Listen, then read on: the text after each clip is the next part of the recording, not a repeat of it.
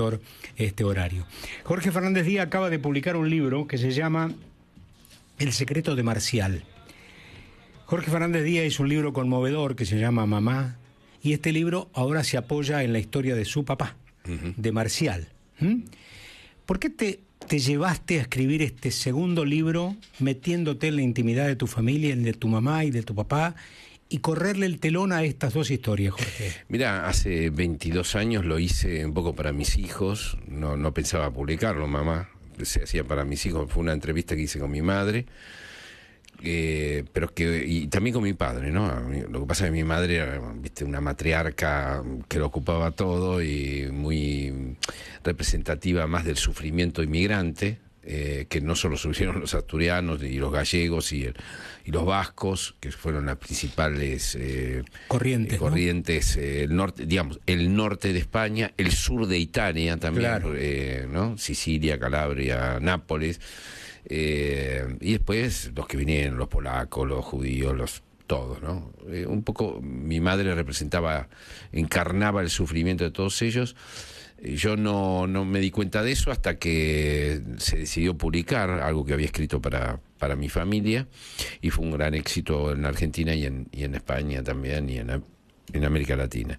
Pero bueno, hace mucho, mi padre murió en 2005, y siempre, hace unos 10 años, me preguntaban mis amigos, bueno, pero ¿tu padre fue eso que aparece en Mamá? O sea, un pequeño capítulo, nada más con su vida, porque claro, mi padre era más lacónico, era menos, ¿no? Y claro, era un capítulo porque había sido también un capítulo en nuestras vidas. Un capítulo, era un personaje secundario dentro de una casa donde había una primadona, ¿no? Claro. Familiar. Y entonces me empezó a perseguir la idea de escribir sobre mi padre, ¿no? No tenía la menor idea. Mi padre ya había muerto, con lo cual no podía volver a entrevistarlo. Aunque lo hubiera entrevistado, no sé qué hubiera sacado de más de lo que había. Es decir, ¿no lo entrevistaste nunca, tu viejo? Sí, lo entrevisté para mamá. Lo entrevisté para mamá. Y dio para eso, digamos, ¿no?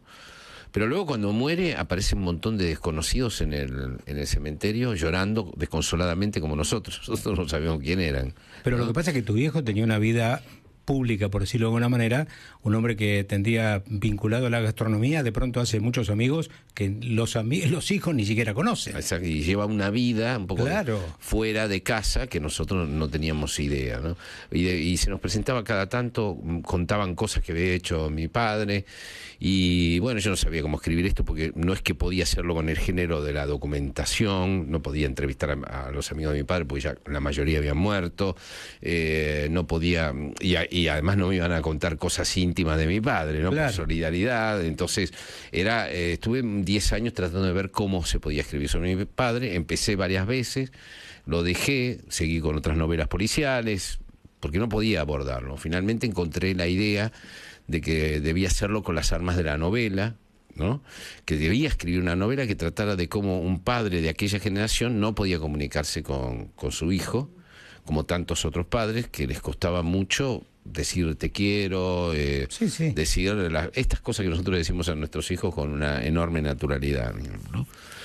Y me di cuenta que Intercalo, pregunta, porque la historia de aquellos que tenemos muchos años y nuestra relación con los padres es un tema para preguntar, ¿qué fue lo que sucedía? ¿Era un signo de los tiempos que los hijos no hablaran con los padres?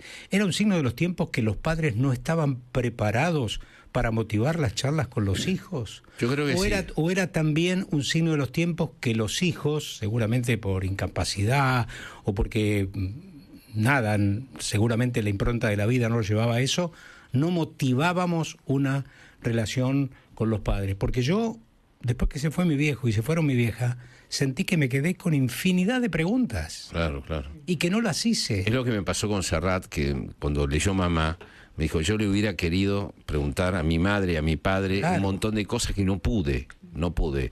Creo que muchos, y cuando gané el Nadal, me llevaban mensajes de todo tipo. El Nadal es el premio que acaba de ganar Jorge por el secreto de Marcial. Sí, Nadal es el más importante premio, eso me dio mucho orgullo, pues el premio más prestigioso de España.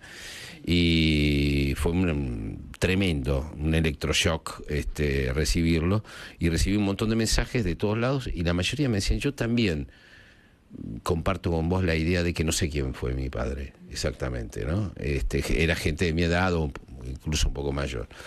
Creo que no venían esos padres equipados con la emocionalidad, Claro. por lo menos para comunicarse con el hijo varón. Sí. Quizás el sábado preguntábamos cosas sobre los padres e hijos, y muchas mujeres tenían una relación un poco más fluida. Mi hermana tenía una relación un poco más fluida con mi padre, ¿no? Pero era esa vieja masculinidad que tenía barreras, ¿no? Y me acuerdo que el vínculo principal que nosotros teníamos, éramos pobretones, mi padre era mozo, claro. Pero el cine de superacción, claro. Recordarán todos el cine de superacción. Los sábados y los domingos, ¿no? Los sábados, sobre todo, y a la noche, Hollywood en castellano, ¿no? Uh-huh. Y donde veía, claro, esos pobretones que éramos nosotros, veíamos en ese televisor en blanco y negro cómo se vestían con smoking, cómo eran los palacios por dentro, cómo era la amistad, cómo era la lealtad.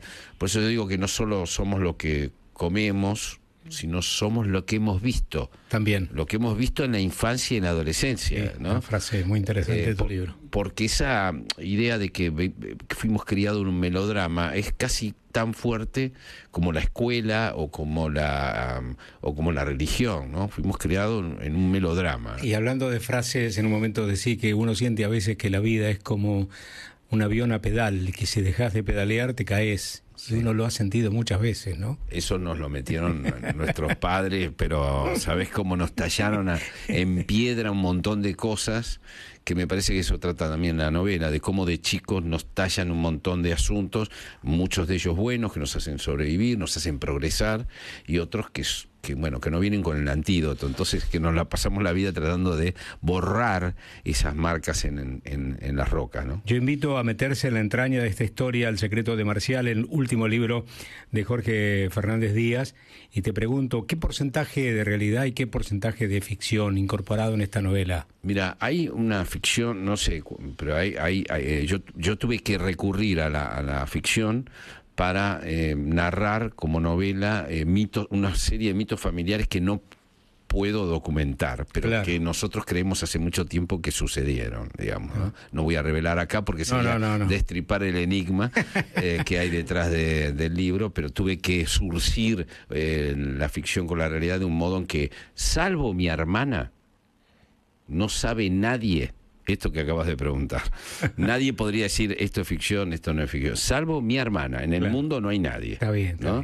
Está bien. Y tu hermana no va a revelar el secreto, así que te quedás tranquilo. Sí. Así que, pero vos lloraste leyéndolo. Sí, lloré. No fue mi intención eso. No, lloré porque el libro, evidentemente, Jorge, uno mira, una vez me acuerdo de Yupanqui, le preguntaron con un libro, El canto del viento, un libro fantástico de Yupanqui, dice, mire, hay paisajes por allá donde usted debería ir. Dice, yo no busco paisajes, el mejor paisaje es el paisaje humano. Claro. Y esto es un paisaje humano enorme. Estamos todos ahí adentro. Estamos todos ahí adentro. Claro. Y entonces, ¿cómo uno no se va a emocionar con lo que contás y con lo que le pasó a tu viejo y con lo que no le pasó a tu viejo y con lo que te pasó a vos? Porque te vi también en el libro. Esto es parte de tu historia. Entonces, no es la historia del secreto de Marcial. También es parte de tu vivencia personal, de tu vivencia como hijo y de tu coraje para contarlo y para abordarlo. Entonces, ¿cómo no me voy a emocionar? El libro que emocionó a Fernando Bravo se podría titular esto, ¿no? Pero sí, uno a veces para escribir tiene que tirarse a la parrilla, digamos, ¿no? Sí. Creo que la gracia de un libro, cuando no es un libro, o sea, yo creo en muchas clases de libro, porque yo creo que vivo en ese sábado eterno, que es un sábado donde veíamos El hombre que mató a Liberty Balance y después veíamos Quo Vadis y después veíamos Sunset Boulevard y después veíamos Testigo de Cargo y estaban todos los géneros. Entonces yo puedo hacer una de detectives, una de espionaje, una de amor, y porque el otro día se lo explicaba a una académica que para mí John Ford fue tan importante como Borges, que Billy Wilder fue tan importante como Scott Fitzgerald, es decir, que el cine aquel fue tan importante como... Y mi padre usaba ese cine para decirme las cosas que no me podía decir directamente, ¿no? Yo lo he contado algunas veces, las anécdotas, sobre todo, por ejemplo, en Malvinas, cuando yo quería presentarme como voluntario para ir a pelear, mi padre, que no nos hablábamos en ese momento, porque a mi padre le parecía que yo quería ser escritor y por lo tanto quería ser vago, porque confundía la literatura con la vagancia, pero bueno, me pidió con una excusa que fuera al café, al bar de ABC de Canning y Córdoba, se decía en ese momento de Scalabrini, Ortiz y Córdoba, ya no existe. Y cuando fui, de lo único que me hablaba era de una película en blanco y negro, que él no sabía quién actuaba ni nada, pero dice, ¿te acuerdas de aquellos 3 soldados que volvieron de la guerra? Y uno volvía sin brazos y tenía brazos de acero y tenía unos ganchos en lugar de manos. Yo fui a ver en una enciclopedia, me acordaba vagamente, bueno, eran los mejores años de nuestra vida, que era una vieja película, donde un soldado verdadero que le faltaban los brazos hacía de sí mismo. Ganó el Oscar por esa actuación de sí misma, digamos, ¿no? Claro, mi padre, en lugar de decirme, te quiero, no vayas a la guerra, te mostraba, te llevó a esa... Sí, oblicuamente, como podía, agarraba cosas de esas películas que vimos todos, algunos se acordarán, otros no se acordarán, no importa, pues yo las cuento, las películas, entonces no importa eso, pero eso fue, y todo el tema de los triángulos amorosos que estaban tanto en esas películas, yo siempre digo que al ver Breve Encuentro, que es una película que ahora pocos recordarán seguramente, que que después la hizo Meryl Streep y Robert De Niro, pero hubo un momento en que era un médico que era buena persona, que estaba casado con una buena persona, y una mujer que estaba casada con un buen tipo, y los dos buenas personas se enamoran y viven clandestinamente Entonces yo tenía 10 años y yo dije, wow, se puede ser infiel y buena persona al mismo tiempo, ¿no? Ahora, si fantasearas un poco y pudieras imaginar que tu papá se pudiera sentar con vos en la mesa de un bar después de haber leído ese libro, ¿qué imaginas que te diría? Y seguramente me diría, no entendiste nada, o yo creo que me hubiera perdonado todo. Lo digo porque me hubiera perdonado todo, porque solo con el hecho de que Víctor Manuel hubiera ido a la presentación en Madrid que hicimos y esté en primera fila, solo eso, con eso me hubiera perdonado todo lo de toda la vida, porque a Víctor Manuel se lo escuchaba en casa, en el Centro Asturiano, en todos lados, ¿no? Y estuve con él charlando, vos lo conocés también, es un tipo extraordinario. Extraordinario, Víctor es además muy inteligente, es un tipo que de cerca es un tipo muy lúcido, muy... Bueno, ese día, viste, otra cosa que me pasó con el Nadal, yo sabía que era un premio prestigioso, me presenté con un seudónimo, fui, bueno, salió, gané, pero cuando lo gané, yo lo que no sabía que el Nadal era breaking news en España, es decir, vamos a explicarlo bien, rompía, claro, paran toda la programación de cable y de televisión abierta para dar la noticia del Nadal. Claro. Y te mandan los mobileros encima para tratar, y pelean para sacarte con el conductor que está en el piso. Esto para darse tener cuenta. Una idea de la magnitud periodística que tenía el tema, ¿no? Yo tuve durante 24 horas, viste, salís, te conoce el taxista, te conoce el tipo del hotel, te conoce... Tuve la sensación, mira que tengo el cuero duro, pero tuve la sensación de que me daban un electroshock como nunca había sentido, y tuve casi un ataque de nervios, ataque de pánico, estuve al borde de un ataque de pánico, con eso te digo todo, ¿no? Pero claro, después me acompañaron mucha gente en las presentaciones, Sergio Ramírez, Premio Cervantes, Víctor Manuel, seguramente Pérez Reverte estuvo contigo. Pérez Reverte, gente impresionante de España. Y me escribió Nano, que no pudimos vernos en Barcelona porque justo ese día no estaba, y bueno, realmente fue una... Así que si hubiera visto todo eso Marcial, yo creo que me perdonaba todo. Qué lindo. Todo, ¿eh? ¿Te quedás un ratito con nosotros? Porque te quiero meter en el barro de